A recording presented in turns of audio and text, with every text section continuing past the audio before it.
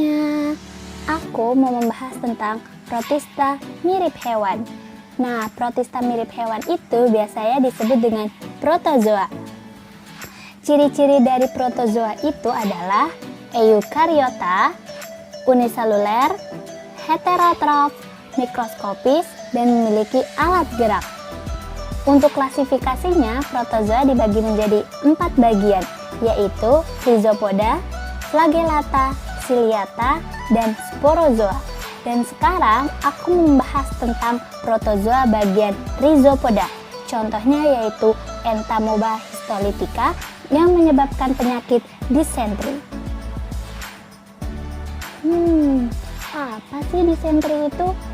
Kata disentri berasal dari bahasa Yunani yaitu dis artinya gangguan dan enteron artinya usus. Jadi disentri adalah gangguan pada usus berupa peradangan usus yang menyebabkan diare disertai dengan darah ataupun lendir.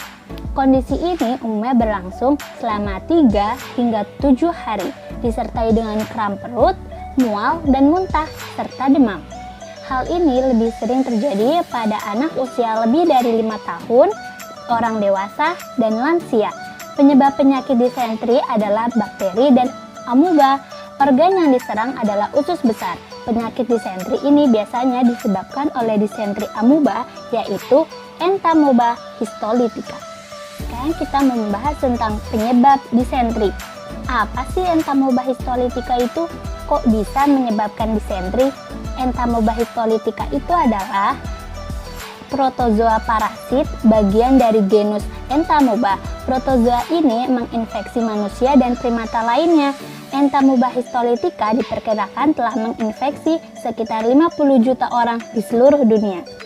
Untuk klasifikasi ilmiahnya, kerajaannya yaitu Amubozoa, filumnya Archaeamoebae, subfilumnya Conosa, kelasnya Tubulinea, ordonya Ammoebida, familinya Entamoebidae, genusnya Entamoeba, dan spesiesnya adalah E. histolytica. Selanjutnya adalah tahapan E. histolytica sebelum akhirnya dia menginfeksi usus besar.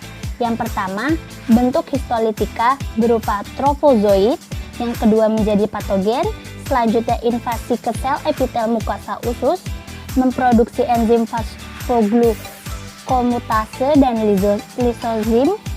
Selanjutnya kerusakan pada nekrosis jaringan dinding usus, ulkus amuba, ulkus melebar dan menonjol, malabsorpsi, kerusakan permukaan absorpsi, massa intraluminal, tekanan osmotik intraluminal, dan diare osmotik. Ingat, jika sudah terjadi diare osmosis atau terlalu encer hingga berlendir, maka sebaiknya dibawa ke dokter untuk pemeriksaan selanjutnya.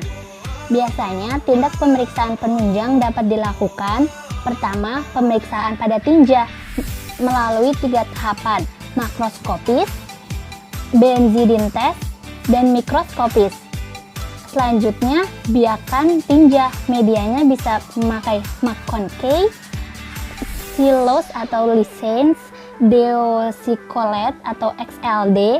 Selanjutnya pemeriksaan darah rutin, memeriksa leukositos dengan normalnya yaitu 5.000 sampai 15.000 sel per milimeter kubik, dan orang yang disentri memiliki leukositosisnya kurang dari itu dan kadang-kadang dapat ditemukan leukopenia. Jika diagnosa menyatakan bahwa orang tersebut mengalami disentri, maka akan ditindaklanjuti dengan beberapa penanganan. Tahap penanganannya, jika penderita disentri ringan masih bisa sembuh dengan sendirinya dalam beberapa hari, bisa dengan istirahat yang cukup dan menjaga asupan cairan tubuh. Selain menjaga cairan tubuh, penting mengonsumsi makanan padat dan ringan dalam porsi kecil, namun hindari makanan berat, berlemak, dan pedas. Pada pasien usia lanjut atau yang rentan mengalami dehidrasi, dokter akan memberikan Oralit. Oralit berfungsi untuk mengganti garam, gula, dan mineral yang hilang dari tubuh akibat dehidrasi. Penderita disentri ringan juga bisa menggunakan obat-obatan yang dijual secara bebas. Beberapa jenis obat yang bisa digunakan antara lain bismut subsalisilat untuk meredakan kram perut dan diare, serta paracetamol guna meredakan nyeri dan demam, dan hindari penggunaan obat yang memperlambat kerja usus seperti loperamide karena akan memperparah gejala. Selanjutnya, pada disentri bakteri parah, dokter akan meresepkan antibiotik seperti ciprofloxacin. Namun demikian, pemberian antibiotik beresiko membuat bakteri penyebab diare itu bakal kebal terhadap antibiotik yang diresepkan. Maka segera hubungi dokter bila gejala tetap berlangsung meski sudah mengonsumsi antibiotik agar mendapatkan penanganan khusus yang lebih lanjut. Sedangkan untuk menangani disentri amuba, dokter akan meresepkan obat seperti metronidazole untuk membunuh parasit penyebab diare.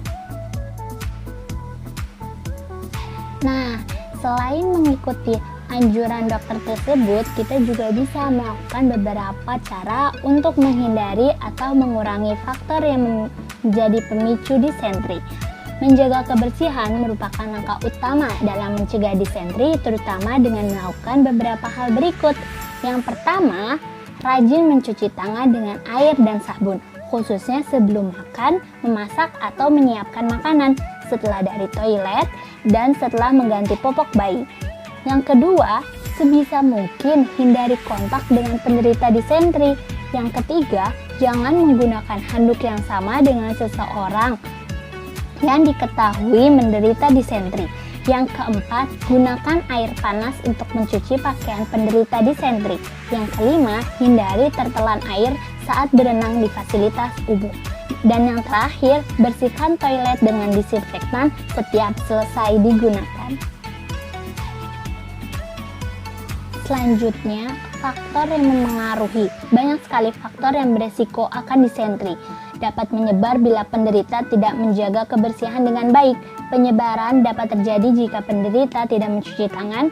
Sebagai contoh, tangan yang tidak dicuci bersih setelah dari toilet akan menyebabkan bakteri di tangan menempel pada permukaan benda yang tadinya disentuh. Bakteri juga dapat terkontaminasi seperti tadi, lalu dapat masuk melalui mulut orang lain secara tidak sengaja. Hal ini terjadi bila seseorang menyentuh mulut tanpa mencuci tangan terlebih dahulu. Setelah menyentuh benda yang terkontaminasi tadi, dari mulut bakteri akan menggandakan diri dan menyerang sel di usus besar lalu menimbulkan gejala disentri.